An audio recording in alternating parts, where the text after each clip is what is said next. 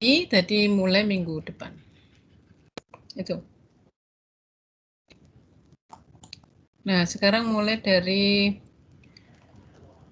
berbagai macam teknologi pengolahan limbah cair. Ini saya ambil yang proses film mikrobiologis. Jadi khusus yang film mikrobiologis. Di sini ada 3 proses. Anaerob, aerob, dan gabungan, yaitu aerob dan anaerob. Di proses aerob itu ada RBC, trigen filter, biofilter tercelup. Sementara yang di anaerob itu ada biofilter tercelup. Dan yang di gabungan itu ada RBC dan biofilter tercelup. Di antara kalian siapa yang pernah membaca atau mendengar atau melihat secara langsung proses-proses ini? Misalnya RBC, siapa? Adakah yang pernah atau biofilm? Atau urut ini? Siapa yang sudah pernah? Fitoremediasi misalnya. Kan dulu sewaktu kuliah mikrobiologi sudah disampaikan itu ya di tugas itu presentasi, tapi memang karena pada waktu itu kan masih mahasiswa baru ya, jadi belum begitu mendalami gitu ya. Nah sekarang sudah mendalami misalnya RBC misalnya.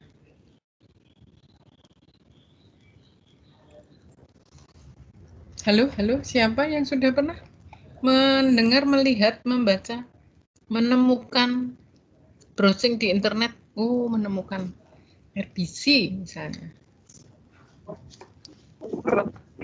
Belum. Siapa?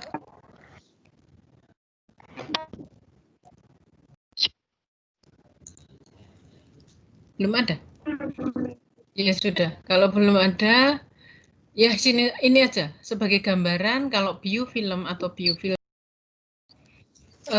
pengolahan limbah secara biologi menggunakan aktivitas mikrobiologi, di mana aktivitas mikrobiologi atau mikroorganismenya menempel di suatu media. Nah, sekarang medianya apa? Nah, nanti akan bisa dijelaskan beberapa media yang digunakan untuk proses biofilm. Kemudian fitoremediasi. Fitoremediasi itu, ini sedikit saya beri gambaran karena kalau nanti saya jelaskan minggu depan kan kalian saya tugasi untuk menjelaskan ini ya. Fitoremediasi itu penggunaan limbah dengan menggunakan tanaman air. Tanaman airnya bisa macam-macam, bisa enceng gondok, kangkung, duckweed, bisa talas-talasan, lili air dan sebagainya. Kemudian RBC. RBC ini pengolahan limbah secara biologi dengan teknologi dengan menggunakan kontaktor. Jadi mikrobiologinya atau mikroorganismenya dilekatkan di kontaktor ini, di kontaktor, di piringan ya. Di mana kontaktor atau piringan itu akan rotating, akan selalu memutar ya. Fungsinya untuk apa kok memutar? Nah, jadi fungsinya untuk ini tadi. Jadi kalau pas mutarnya di bagian atas itu dia akan bersifat aerob. Kemudian kalau di bawah dimasuk di dalam limbah itu anaerob. Intinya seperti itu. Kemudian activated sludge itu lumpur aktif. Kenapa disebut activated sludge atau lumpur aktif? Ya, karena lumpurnya mengandung mikroorganisme, mengandung makhluk hidup. Dalam hal ini adalah mikroorganisme. Kemudian trickling filter. Trickling filter itu pengolahan limbah dengan menggunakan trickling. Trickling itu ya di situ ada susunan kerikil gitu. Ada kerikil, ada batu pecah, kemudian ada genteng itu ya, genteng yang sudah pecah itu bisa juga dipakai di trickling filter. Kemudian upflow anaerobic sludge blanket atau UASB. Ini saya memberikan sedikit informasi saja karena ini sebagai salah satu materi tugas ya. UASB itu pengolahan limbah dengan ya tentunya dengan mikrobiologi ya. Jadi semuanya melibatkan mikrobiologi, tetapi kalau yang ini ya, yang upflow, yang UASB, yang activated sludge itu mikrobiologinya itu suspended. Jadi tidak attached. Kalau yang ini attached, yang rotating, trickling filter, biofilm itu attached. Artinya mikroorganisme akan menempel ya, attached di media. Kalau ini medianya bisa biofilm, bisa kerikil, biobol. Kalau yang ini medianya kontaktor. Kalau yang trickling, nah medianya kerikil ya. Kalau yang ini nggak butuh media, activated sama UASB. Karena sifat dari mikroorganismenya adalah melayang atau suspended. Jadi suspended di sini ya. Melayang-layang di dalam reaktor.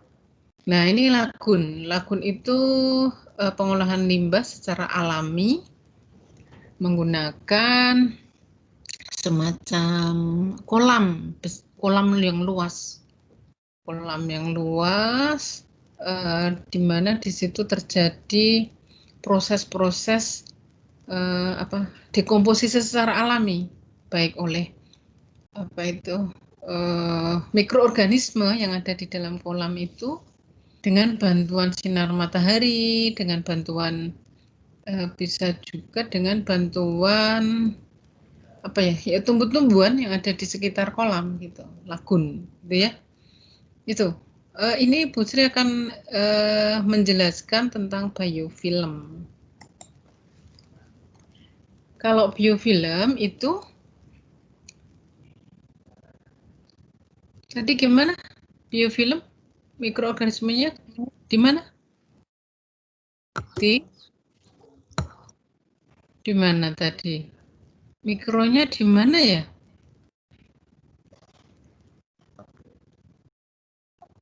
Ayo, siapa tadi yang mendengarkan? Menempel Bu pada media.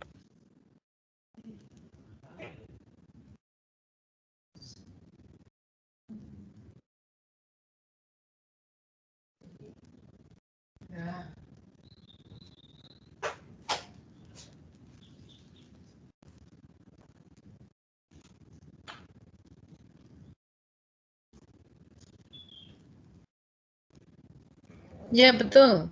Kalau biofilm itu mikroorganismenya menempel.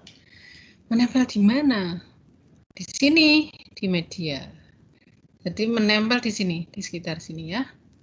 Jadi kalau biofilmnya terlalu tebal itu mikroorganisme yang ada di sini bersifat anaerob. Tetapi yang di sini dia agak di luar itu yang berhubungan dengan udara itu berarti mikroorganisme bersifat aerob. Kalau di sini anaerob.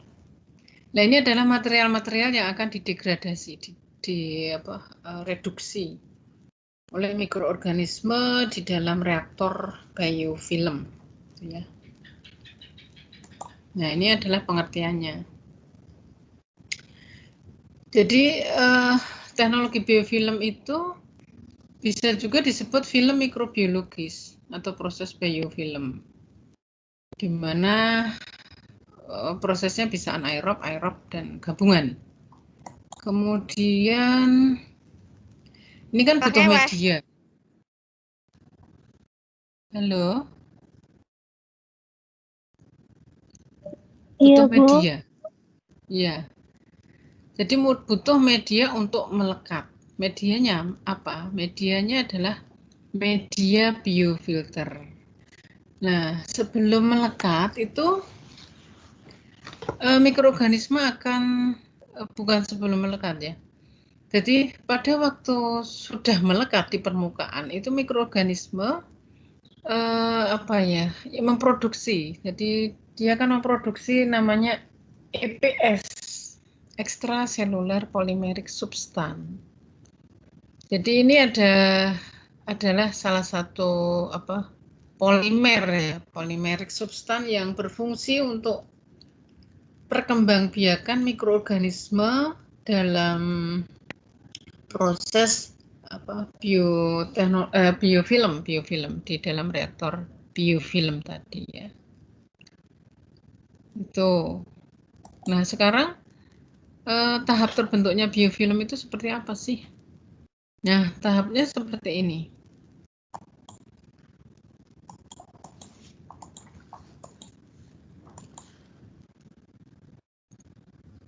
Jadi sebetulnya ada 5 tahap. Ada yang mengatakan 3 tahap, tapi sebetulnya ya ini dijadikan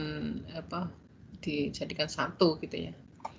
Jadi yang pertama itu pelekatan awal. Jadi pada awal-awal proses terbentuknya biofilm itu, ini gambaran mikroorganisme itu melekat. Di awal itu melekat dulu. Kemudian pelekatan yang permanen. Pelekatan yang permanen. Jadi artinya kalau permanen berarti ya sudah melekatnya sudah kenceng itu di sini di medianya baik kerikil maupun biobol dan sebagainya. Nah, kemudian yang ketiga atau ini aja ini ya. Nah, ini aja yang jelas. Jadi ini pelekatan awal, kemudian ini pelekatan permanen. Yang ini maturasi. Jadi maturasi 1, maturasi 2, kemudian dispersi. Dispersi itu menyebar. Jadi pada waktu maturasi 1 berarti kan dia sudah matang, tapi matang belum matang sekali. Nah, kalau yang maturasi 2 itu sudah siap untuk menyebar gitu ya. Itu. Nah, ini sebetulnya di mana atau ini media ini. Ini memang di gambarnya itu halus, tapi sebetulnya itu tidak seperti ini. Jadi permukaannya kan salah satu syarat media biofilter itu adalah banyak pori, berpori. Jadi tidak halus seperti ini. Kalau ya ini gambaran saja, ini ilustrasi ya. Nah, ini penjelasannya. Jadi pada tahap awal itu sejumlah mikroorganisme melakukan pelekatan awal pada permukaan media yang biasa disebut media biofilter. Nah, pelekatan awal tadi ini ya.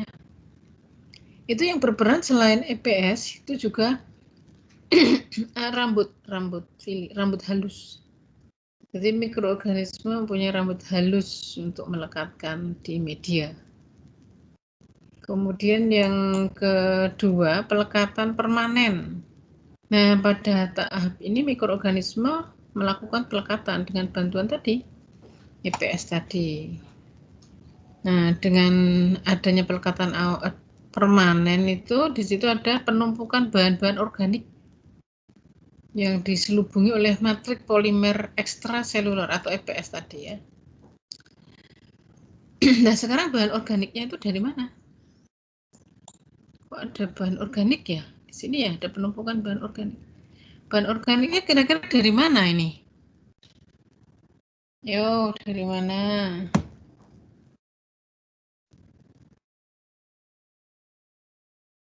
Dari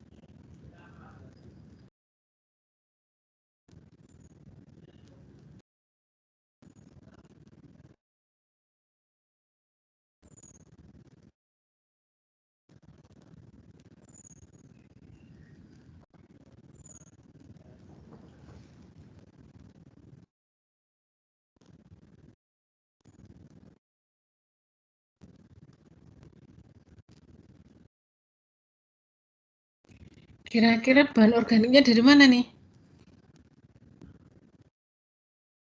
Dari airnya bukan Oh ya, Bu? iya, dari airnya. Dari air apa? Limbah. Dari limbah. Ini dari limbah ya. Jadi di sini ada penumpukan bahan organik dari limbah. Nah, dari limbah ya. Kemudian terjadi apalagi nih? Tahap maturasi 1. Pada tahap ini terjadi proses pematangan biofilm pada fase tahap awal. Kemudian tadi yang fase tahap awal, fase tahap akhir maturasi. Jadi ini sudah matang sekali, baru nanti yang tahap 5 adalah dispersi atau penyebaran. Jadi menyebar. Pada tahap ini ditandai adanya penyebaran mikroorganisme. Menyebar membentuk apa itu koloni-koloni lagi. Jadi ini membentuk koloni-koloni lagi. Satu mikroorganisme ini menyebar. Di mana? Di permukaan media. Menyebar, kemudian membentuk koloni lagi, membentuk seperti ini lagi, mengalami 5 tahapan lagi. Yang ini juga ini mikroorganisme A, mikroorganisme B, itu semuanya membentuk koloni kalau memang kondisi lingkungan itu memenuhi. Nah, kondisi lingkungan yang memenuhi itu yang seperti apa sih? Oh, berarti pH-nya memenuhi, kemudian apa pH, suhu, kelembaban, nutrisi dan sebagainya memenuhi, gitu ya. Tuh.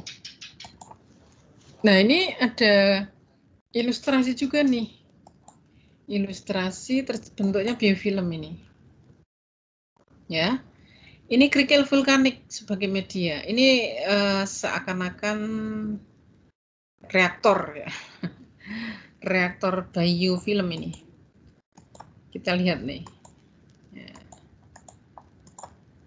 Ini ada bahan organik. Bahan organik dari limbah domestik ya. Ada di sini di apa? Ya, bahan organik itu kan bisa apa istilahnya? Diukur ya, diukur menjadi COD, BOD, suhu apa? BOD, COD, bukan TDS. TN ya, TN, ada P dan sebagainya. Nah, ini tadi terbentuknya biofilm. Jadi ini biofilm menutupi lapisan menutupi permukaan media. Permukaan media ini sudah tertutupi ya biofilm. Nanti ini siap untuk dispersi tadi ya. Tadi. Di sini ada tahap awal, tahap permanen, maturasi 1, maturasi 2, dispersi ini juga. Ya.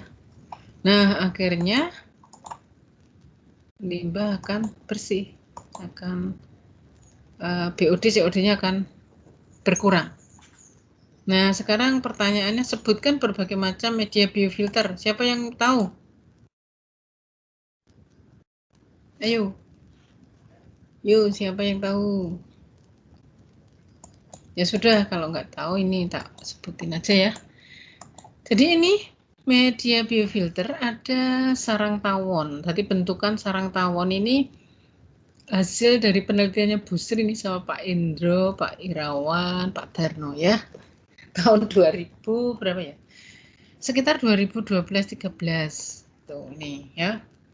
Kemudian ini bioball. Bioball itu biasanya dipakai untuk penyaring di kolam ikan. Kalau punya kolam di rumah itu biasanya ada kayak gini.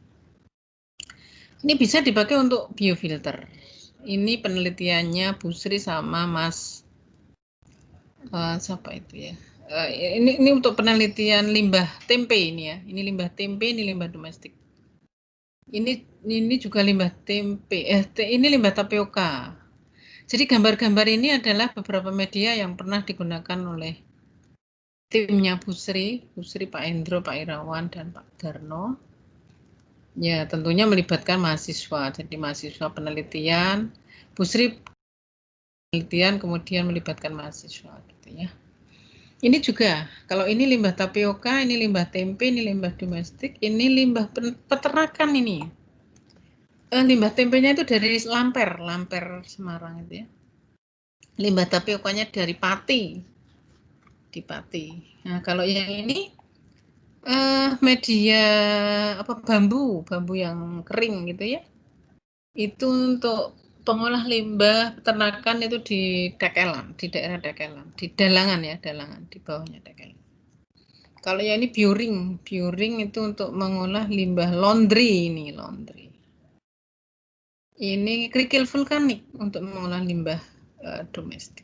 Ini semua media ini dokumentasi dari penelitian kami, tim kami, dan cukup berhasil dan efektif ini teknologi biofilm ini ya.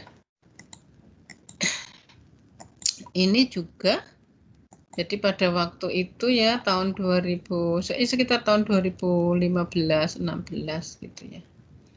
Tuh Bu Sri membuat seperti ini, membuat sama mahasiswa itu dulu ya, sama Pak Indro, Pak Irawan.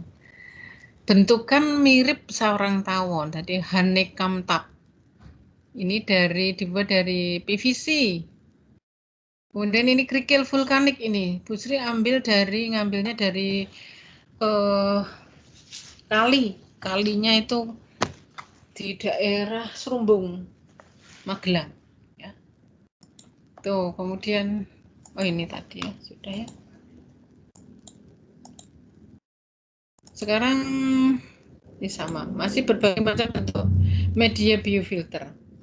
Ini sarang tawon, jadi bentukan honeycomb tub ini pabrikan, jadi media biofilter yang pabrikan. Ini beli di pabrik.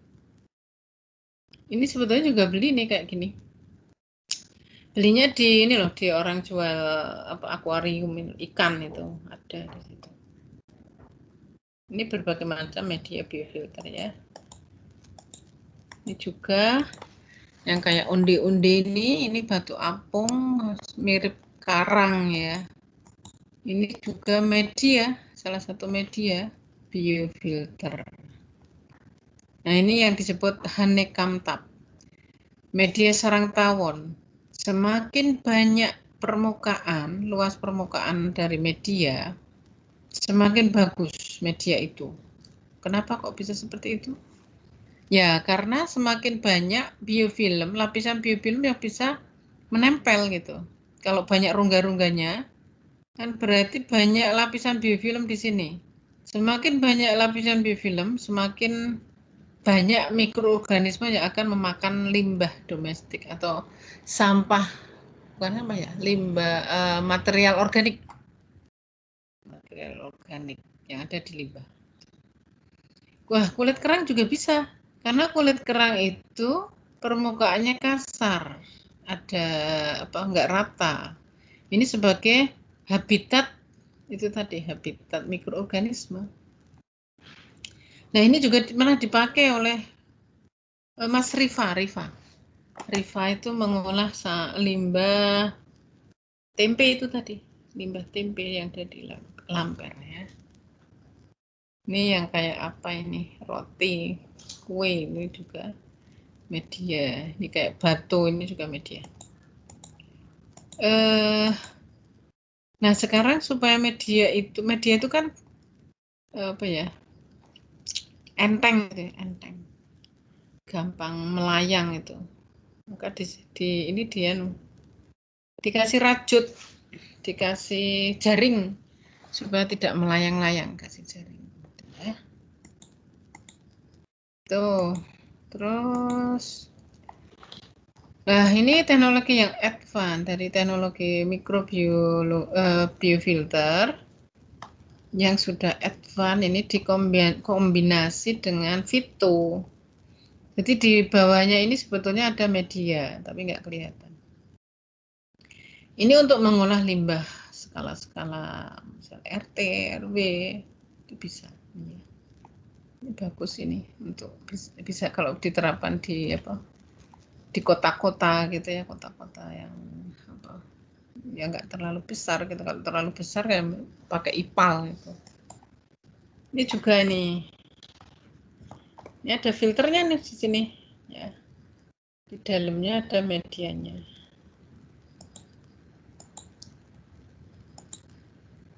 Nah, sekarang Bu Sri akan sharing ya Boleh toh, sharing? Tentang Iya, Bu. disertasinya Bu Sri ya. Ya, jadi Bu Sri kuliah S3 itu tahun 2014 sekitar bulan Agustus kalau nggak salah itu waktu itu ya. 2014. Penelitiannya Bu Sri tentang topiknya tentang biofilter. Judulnya ini, penyisihan pencemar air limbah domestik menggunakan kombinasi reaktor biofilm anaerob dan aerob. Ini ya. Jadi menggunakan media kerikil. Nah, ini perjalanan Bu Sri jadi pada waktu itu ya tahun 2014 Agustus, sekitar Agustus September gitu ya. Ini Bu Sri diskusi dengan ketua BKM yang ada di dekat Undip kok ini, di dekat itu loh yang Jalan Keramas itu loh. Jadi ini kan rawa-rawa yang ada di dekat Geraha Estetika itu ya. Dari situ ada IPAL komunal. Ini IPAL loh, ini bawahnya ini pengolah untuk pengolah limbah dengan metode dengan teknologi biofilter. Itu ya. Nah, yang diolah apa? Yang diolah ini limbah drainase, limbah bukan drainase. Ini sebetulnya limbah domestik nih dibuang di sini. Padahal ini sebetulnya saluran drainase. Nah, ini IPAL komunal yang ada di di Kramas ya, di Kramas. Tuh. Kemudian ini tempat pengambilan sampel. Nah, ini adalah bahan-bahan tambahan untuk penelitian saya waktu itu ya. Saya membuat mol untuk biostarter dari pengolah limbah menggunakan biofilter tadi. Jadi saya membuat mol itu dengan limbah dapur gitu. Ini limbah dapur saya ini ya. Saya tambah gula, kemudian saya tambah air kelapa, blender, difermentasi selama 2 minggu, jadilah ini mol, gitu ya, mikroorganisme lokal. Nah, ini yang saya gunakan untuk tambahan di reaktor, supaya apa? Supaya biofilmnya itu mudah terbentuk, gampang terbentuk dan mempercepat terbentuknya biofilm. Jadi kalau biofilm selama ini terbentuknya sampai 1 bulan, nah setelah ditambahi mol itu bisa mempercepat, bisa menjadi 2 minggu gitu sudah terbentuk. Ya. Ini setelah jadi mol kan ini saya wadahi ini ya. Terus ada jerigen juga nih, yang satunya lumpur. Nah, ini karena limbahnya selain limbah asli juga limbah artificial. Saya buatnya dari susu. Ini artificial. Kemudian medianya apa? Waktu itu tahun 2016 itu 2014 saya menggunakan media ini. Kerikil vulkanik Merapi. Jadi kalau secara fisik kerikilnya beda dengan kerikil biasa. Jadi kerikil vulkanik Merapi itu punya porositas yang tinggi ya. Bentuknya agak ini ya,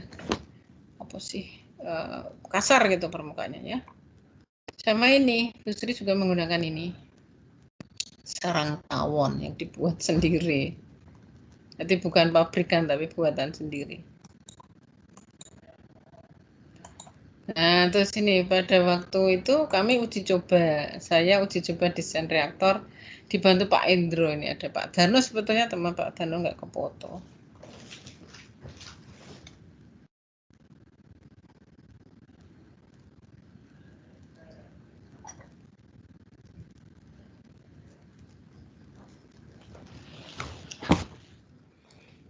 Nah, ini waktu mendesain reaktor uji coba itu pakai Sumba biar gampang melihatnya. Nah, ini juga di tahun 2014-15 gitu. Nah, ini juga gambar-gambar dokumentasi waktu Bu Sri penelitian nih di Greenhouse yang dekat kantinnya Mas Adi yang sekarang sudah nggak ada itu ya sekarang ya. Ini reaktor-reaktornya Bu Sri. Ada 3 reaktor ya, ada ditambahi mol, ditambahi slab dan kontrol.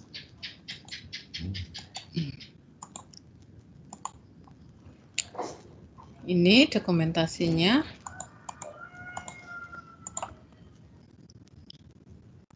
Kerikil, jadi ini kerikil ini belum, ini baru dicuci nih. Bu Sri melakukan pencucian kerikil, belum dikasih limbah. Nah, ini setelah dikasih limbah nih. Nah, ini namanya seeding dan aklimatisasi. Ini juga, ini belum ini. Nah, ini pada waktu seeding ya, seeding dan aklimatisasi. Jadi terlihat karena sudah dikasih limbah domestik, terlihat ini ya. Biofilm sudah terbentuk, sudah menyelimuti kerikil. Ini lama loh, ini penelitian saya itu sampai hampir 1 tahun ini. 1 tahun ya, 2015, 16 itu, 16, 7. Ya 2016 sampai awal 2017. Lama ini. Ini sebetulnya perjalanan untuk mendapatkan desain reaktor seperti ini tuh panjang perjalanannya. Gonta-ganti bahan gitu ya waktu itu ya. Kalau medianya nggak ganti, tapi bahan reaktornya ganti. Nah, yang saya sebutkan tadi, biofilm itu seperti apa sih? Ini biofilm ini. Jadi biofilm ini sudah terbentuk nih. Ya, jadi airnya jadi bening. Di bening kayak gini. Ini yang aerob ya, aerob. Airnya bening. Ini yang anaerob. Ya sebetulnya kalau sudah di efluent ini bening juga. Ini ya, ini bening. Nah, seperti ini. Jadi yang coklat-coklat ini adalah biofilm. Ini berisi mikroorganisme. Mikroorganisme, koloni-koloni mikroorganisme yang fungsinya mendegradasi bahan organik yang ada di dalam air limbah domestik tadi. Itu ya. Nah, waktu itu sekalian saya hibridkan dengan fito. Jadi fitoremediasi itu kan menggunakan tanaman, pengolahan limbah dengan menggunakan tanaman. Ada fitonya juga nih. Fitoremediasi menggunakan kiambang atau duckweed ya, bukan duckweed, kiambang kalau nggak salah ini ya. Saya agak lupa ini. Ini juga nih.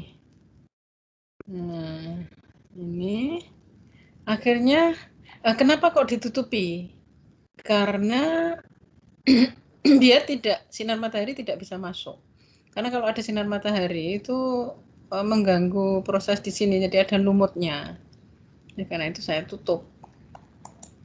Nah, hasilnya seperti apa sih? Nah, hasilnya seperti ini.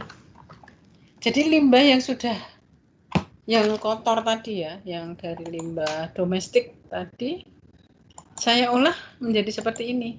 Hasilnya, efluennya. Bening toh? Kira-kira ini kalau dihitung efisiensinya berapa persen nih? Kalau sampai bening kayak gini. Padahal saya ngambilnya dari IPAL komunal. Wah, yang waktu itu ya penuh dengan ini loh. Ini kotoran-kotoran, waduh, kotoran manusia loh. Akhirnya jadi kayak gini, bening. Kira-kira berapa persen nih kalau dihitung? 80 Kira-kira aja. mungkin. Oh iya, 80 sampai 95% lah ini ya. Bening sekali kayak gini. Nah, artinya bahwa ternyata teknologi biofilm itu efektif untuk mengolah limbah domestik. Limbah-limbah yang mengandung bahan organik yang tinggi. Ini sangat cocok sekali ya. Itu. Terus nah ini dokumentasinya Bu Sri juga pada waktu itu. Ini ada Pak Darno, Pak Indro, ini ada mahasiswa yang bantu. Ini Bu Sri. Jadi ini di dekat kantinnya Mas Adi nih pada waktu itu ya. Ini belum ada nih. Greenhouse-nya baru mau dibangun ini tahun 2016-an ini ya. Pak Darno itu pembimbing saya. Ini greenhouse-nya udah jadi. Ini Bu Sri di greenhouse. Ini sayang foto-foto yang pakai apa itu jas lab itu nggak ada. Padahal sebetulnya Bu Sri ada beberapa yang pakai jas lab. Ini foto dengan temennya Bu Sri ya, tahun itu, pada waktu itu. Nah, ini sebetulnya perjalanan yang tadi ya, yang saya sampaikan tadi, yang penelitian ini itu penuh dengan lika-liku, penuh dengan apa ya, pembelajaran tadi di sini ya. Karena tahun 2016 Bu Sri lulus tahun 2019 kok. Jadi Bu Sri sekolah itu 4 tahun sekian bulan gitu ya. Dan alhamdulillah Bu Sri bisa melaluinya. Meskipun terus terang itu pada waktu Bu Sri sekolah ini ya, menempuh sekolah S3 ini luar biasa ininya apa? Tantangannya aduh. Saya saja sampai asam lambung kok. Sampai asam lambung ini saya, bener ini. Kalau malam itu kadang terbangun itu kelingan jurnal. Bu Sri ingat reaktor. Pernah juga ini reaktornya itu ada mahasiswa yang penelitian di sebelahnya itu greenhouse-nya mahasiswa itu kebakar itu terus ngena ininya Bu Sri juga. Sedikit apa ya, ada yang kena gitu atapnya gitu. Sampai waduh kalau diceritakan itu mungkin satu buku itu enggak habis ini perjalanan Bu Sri sekolah itu ya. Jadi penuh dengan pembelajaran kalau menurut saya. Jadi ada lika-liku yang ada seneng, ada ya suka dukanya itu Bu Sri lalui. Ya alhamdulillah bisa lulus itu. Maka dari perjalanan itu Bu Sri banyak mendapatkan pembelajaran dari Allah SWT. Kemudian saya pada waktu ujian itu, kata-kata terakhir yang saya pada waktu ujian ya waktu itu ya, saya mengambil ini salah satu surat ini, Al-Insyirah ayat 5-6, bahwa sesungguhnya setelah kesulitan itu ada kemudahan. Itu pembimbing penguji saya juga ya, ikut terharu juga gitu. Karena ternyata beban yang ada di pundaknya Bu Sri ini ya, ini ada beban ini waktu itu ya. Beban itu di punggung bukan di pundak ya, di punggungnya Bu Sri ini, aduh sangat ya luar biasa gitu, luar biasa merasakannya itu sampai asam lambung gitu ya. Akhirnya alhamdulillah sudah bisa lulus tahun 2019. Dan ini fotonya Bu Sri waktu wisuda ya. Jadi alhamdulillah Bu Sri sudah mendapatkan gelar Dr. Ling dari program studi Dokter Ilmu Lingkungan Undip. Dan setelah lulus itu, oh ya, jadi penelitian seperti ini tuh membutuhkan biaya yang tidak sedikit. Jadi kalau diuangkan mungkin kalau penelitiannya mungkin sekitar ya 60 sampai 70 juta nih ya.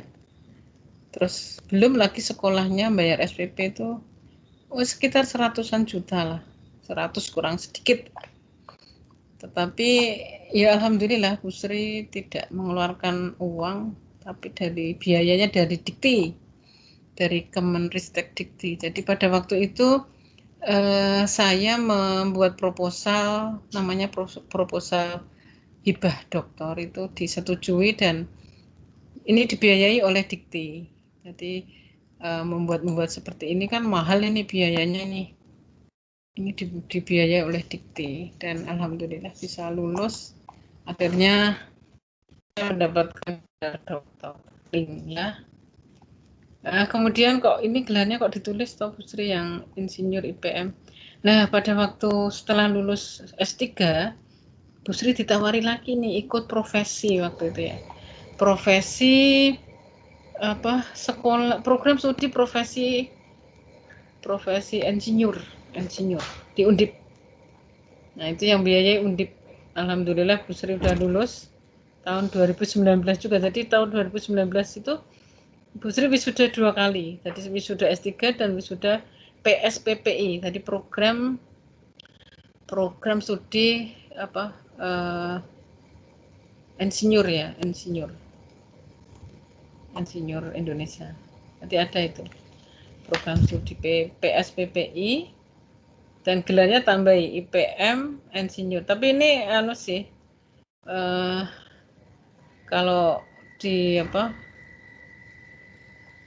di ini tertentu yang saya gunakan, kalau enggak ya enggak saya tulis gitu.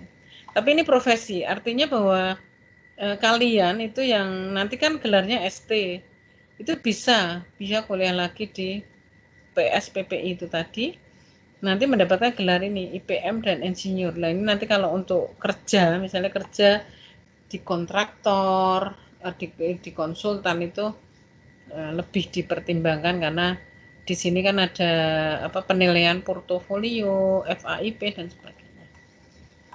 Ya alhamdulillah.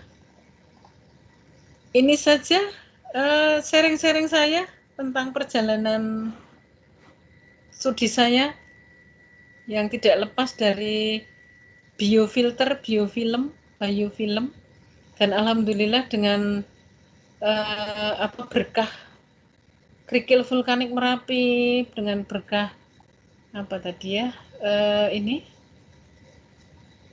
berkah sarang tawon, kerikil vulkanik, kemudian sampah dapur, Bu Sri akhirnya lulus menjadi Dr. Ling.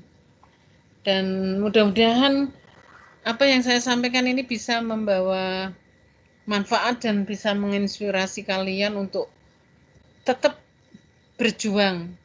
Bu Sri Sasa yang sudah berumur seperti ini, mungkin umur saya itu juga hampir sama dengan umur bapak ibumu ya, tapi tetap masih mau apa ya belajar gitu, masih belajar karena memang dosen itu kan belajar sepanjang hayat ya. Jadi belajar sama Pak Indro, belajar sama Mas Budi, Pak Darno dan teman-teman yang lain.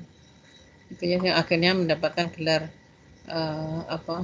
Dr. Ling itu. Jadi kalau kalian mendengar tadi perjalanan Bu Sri itu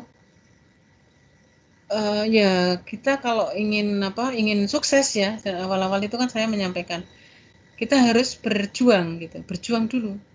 Jadi nanti akan mendapatkan ini. Sesungguhnya setelah kesulitan itu ada kemudahan. Benar ini, sesungguhnya setelah kesulitan itu pasti ada kemudahan. Ya, pasti ada kemudahan yang dan itu harus kita syukuri. Jadi kalau waktu itu ya ini selama setahun loh kayak gini, Bu Sri nguplak di sini. Itu sampai kadang itu nangis sendiri di sini, di greenhouse ini. Benar ini. Ya. Kadang bakterinya saya ajak omong-omongan, bakteri karena untuk menghasilkan biofilm yang tebal seperti ini itu penuh perjuangan ini. Itu tidak mudah waktu itu ya. Karena bakterinya pernah juga bakterinya ngambek ya, mungkin ya. Nggak mau ini. Jadi semuanya beberapa minggu itu kerikilnya tetap nggak ada bakterinya, nggak ada biofilmnya gitu. Tetap masih apa ya, ya masih biasa, masih kayak gini. Tapi setelah ya ditumbuh sampai mungkin sekitar 5 bulan ya waktu itu ya, itu baru tumbuh biofilmnya. Nah itu saja dari saya. Terima kasih. Jadi kalau kalian ingin sukses seperti yang awal-awal kuliah ini saya sampaikan, kalian harus berjuang dan berusaha dan berdoa ya. Itu. Nanti insya Allah akan pakai ini toga ya. Itu saja dari saya. Oh ya, saya akan menyampaikan ini. Nah, tugas mata kuliah ya. Jadi tugas mata kuliah untuk presentasi minggu depan itu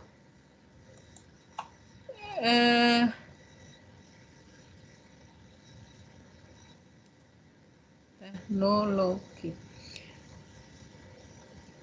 Jadi silakan Mbak Vera membentuk beberapa kelompok, satu kelompok terdiri dari 5 sampai 7 orang. Presentasi tentang teknologi pengolahan limbah industri. Jadi boleh pakai kalau secara fisik ya, kimia misalnya. Pakai kimia, teknologi kimia, kemudian atau perpaduan antara fisik dan kimia, fisik dan biologi, silakan. Industrinya tidak saya batasi, silakan industri apa saja. Dipresentasikan pada waktu pertemuan ke-5, 6, 7 ya. Gitu Mbak Vera? Dan teman-teman yang lainnya. Sudah jelas? Jelas ya? Insya Allah, Bu. Nggak ada pertanyaan?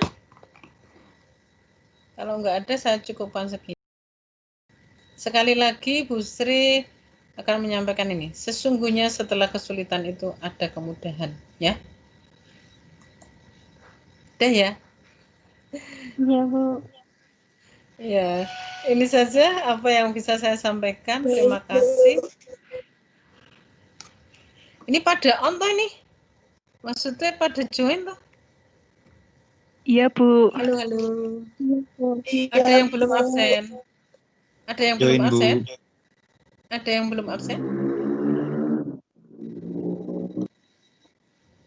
Enggak ya? Ya sudah. Terima kasih. Saya belum absen, Bu. Hah? Kamu belum absen? Ya, nanti saya kirim barcode lagi ya. Terima kasih. Ini saja yang bisa saya sampaikan untuk materi hari ini, tanggal 11 bulan 11 2020. Wah, ini angkanya cantik nih, 11/11/2020. Mudah-mudahan bermanfaat bagi kita semua, dan apa yang saya sampaikan tadi yang terkait dengan penelitian disertasinya Bu Sri, semoga bisa menginspirasi kalian untuk terus berupaya menjadi tinker-tinkernya Undip, ya, tinker-tinkernya Undip. Jadi berjiwa-jiwa tinker, punya apa ya, pemikiran yang kritis dan analitis, ilmiah dan sebagainya, ya.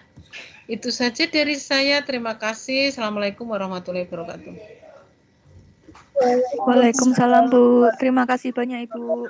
Ya, Terima kasih, Bu Sri. sama-sama. Terima kasih banyak, Ibu.